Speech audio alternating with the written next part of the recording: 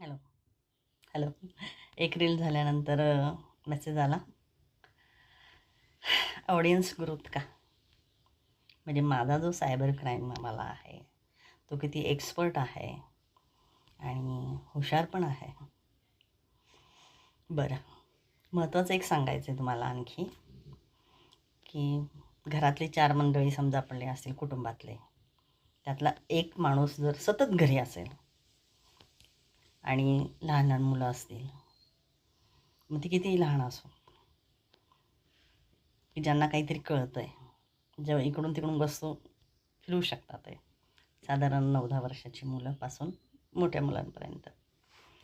तर अशा प्रसंगी हे सायबर क्राईमवाले किती हुशार असतात. ते जवळ आपल्या एक तांत्रिक वगैरे ते बाळगून असतात. मग ज्यांच्या घरातून आपल्याला चोरी करायची आहे, आपल्याला काही पैसे घेता येत नाही, प्रत्यक्ष चोरी केली तर आपण सापडू या भीतीने, मग हे काय करतात, ह्या छोट्या छोट्या मुलांना टार्गेट करतात. त्यांच्याशी गोड गोड बोलतात, त्यांना खाऊ पिऊ घालतात, त्यांच्यावर प्रेम करतात.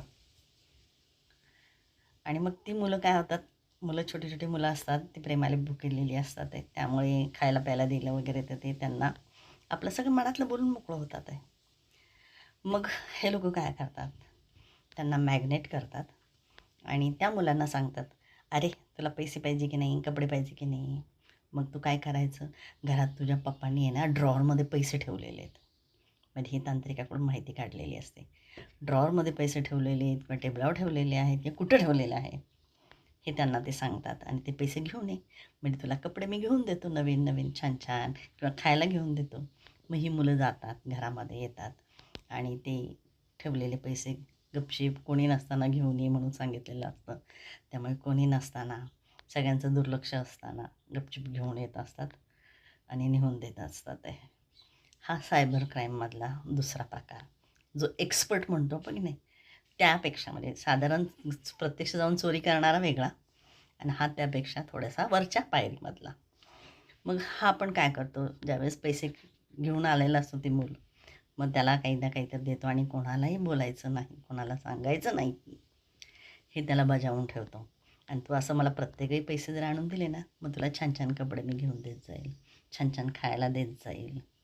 म्हणजे त्या मुलांचा एक प्रकारे साधन म्हणून वापर केला जातो आणि पैसे चोरण्याचं काम हे सायबर क्राईमवाले करत असतात आहे.